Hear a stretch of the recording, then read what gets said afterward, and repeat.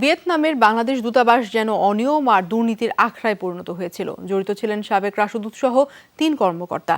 বাড়ি ভাড়া থেকে কনসুলার ফি, চিকিৎসা, জ্বালানি, ভ্রমণ, আপ্যায়ন, ডলার কেনা, শুল্কমুক্ত গাড়ি সুবিধা, বিক্রি সব খাতেই ব্যাপক অনিয়মের খোঁজ পেয়েছে সরকারি অডিট টিম।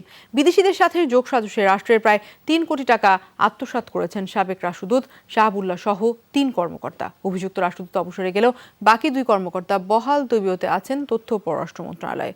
মাহফুজ মিশুর অনুসন্ধানী রিপোর্ট। সমাজতান্ত্রিক দেশ ভিয়েতনাম, অনিন্দ্য সুন্দরের লীলাভূমি। হ্যানয়ে বাংলাদেশ দূতাবাসে শাহাবুল্লাহ রাষ্ট্রদূত ছিলেন ২০১৭ সালের জুলাই পর্যন্ত। সে সময় কাউন্সিলর ছিলেন তথ্য ক্যাডারের আজিজুর রহমান আর হিসাবরক্ষক কামরুজ্জামান। এই ত্রয়ীর আমলে আয় ব্যয় নিয়ে গুরুতর প্রশ্ন তুলেছে সরকারি অডিট দল। একই বছরে দুবার ভিয়েতনাম গেলেও হিসাবরক্ষক কামরুজ্জামান সব তথ্য দেননি তাদের। আমি মনে করি এই ধরনের ১০০ জনের মধ্যে ২-৩ জন ঝামেলা করে বদনামটা করে, আমরা ওই বদনামী লোক এই মিনিস্ট্রিতে দেখতে চাই না। রাষ্ট্রদূত হ্যানয় ছাড়ার পর সরকারের অনুমোদন ছাড়া নিজেই নিজেকে চার্জ দ্য অ্যাফেয়ার্সের দায়িত্ব দেন কাউন্সিলর আজিজুর রহমান।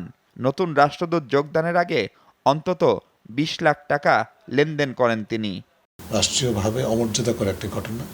অন্যদিক থেকে পরিষ্কারভাবে ক্ষমতার অপব্যবহারের মাধ্যমে ব্যক্তিগতভাবে লাভবান হয়েছেন সংশ্লিষ্ট ব্যক্তিবর্গ এবং বিদেশি তৃতীয় পক্ষকে সংশ্লিষ্ট করা হয়েছে। ২০০৯ থেকে দূতাবাস ভবনের মাসিক ভাড়া ছিল $৭,৫০০। সব খরচ যখন বাড়ে তখন কমেছে ভাড়া। দূতাবাস ভবন ছাড়াও কমেছে কর্মকর্তাদের বাড়ি ভাড়াও। কারণ বাড়ির মালিকের সাথে যোগ সাজশে কাগজে কলমে বেশি ভাড়া দেখাতেন তারা। ২০০৯ থেকে হিসেব করলে কেবল এ খাতেই কোটি টাকারও বেশি ক্ষতি হয়েছে বাংলাদেশের। রিপোর্ট বলছে প্রতি মাসে বাড়িওয়ালার কাছ থেকে $১,৬০০ করে নিতেন অভিযুক্তরা। এটা তো সরাসরি ডাকাতি, এটা বলা যায় ডাকাতি, বড় ধরনের দুর্নীতি। এবং যে অ্যাম্বাসিডার করেছেন তাকে ঢাকায় এরপর নামার পরে হিসেবে বেন টেকেন ইন্টু কাস্টডি, কারণ এটা ডাইরেক্ট চুরি, ডাইরেক্ট দুর্নীতি, এর কোনো ভুল নাই। রোলস রয়েস, মার্সিডিজ সহ যে কোনো গাড়ি কিনাই শুল্কমুক্ত সুবিধা পান কূটনীতিকরা। গাড়ি না নিয়ে সেই কোটা ভিয়েতনামীদের কাছে বিক্রি করে $১.৫ কোটি টাকা আত্মসাতের অভিযোগ উঠেছে এই ৩ জনের বিরুদ্ধে। মাননীয় প্রধানমন্ত্রী আমাদের জিরো টলারেন্স টু করাপশন আমাদের নির্দেশনা দিয়েছেন। আমরা যেখানেই আপনার উইথ এভিডেন্স করাপশন যদি দেখা যায় খুব কঠিন আমরা ব্যবস্থা নেব। এবং আমি এই ঘটনা আজকে আপনি যারা বললেন প্রথম শুনেছি, নিশ্চয়ই তদন্ত করে এর যথাবিহিত ব্যবস্থা আমরা নেব।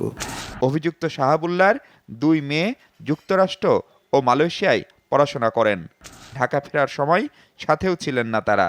তবুও তাদের নামে প্রথম শ্রেণীর বিমান ভাড়া বাবদ ৭ লাখেরও বেশি টাকা নিয়েছেন তিনি। একাধিকবার ফোনে যোগাযোগ করা হলেও ক্যামেরার সামনে এসব অভিযোগ নিয়ে কথা বলতে রাজি হননি সাবেক রাষ্ট্রদূত শাহাবুল্লাহ। পাসপোর্ট ও ভিসা ফির টাকা প্রায় ৬ মাস ব্যাংকে জমা দেননি হিসাবরক্ষক। আর চিকিৎসা, যাতায়াত, ডলার কেনা, এমনকি আপ্যায়নের টাকাও আত্মসাতের অভিযোগ তুলেছে অডিট দল। রাষ্ট্রীয় বিভিন্ন সংস্থার বার্ষিক আয় ব্যয়ের হিসেবের যৌক্তিকতা এবং সত্য মিথ্যা যাচাই করে দেখে এই অডিটর অফিস। অডিট রিপোর্টে বলা হয়েছে যে এই দুর্নীতির ফলে কেবল যে আর্থিক ক্ষতি হয়েছে তা নয়, দীর্ঘমেয়াদে বাংলাদেশের ভাবমূর্তিরও ব্যাপক ক্ষতি হয়েছে, যার কোনো অর্থমূল্য নেই। আর তাই এই বিষয়ে সরকার তথা পররাষ্ট্র মন্ত্রণালয় কার্যকর ব্যবস্থা নেবে বলেও আশা অডিট ভবনের।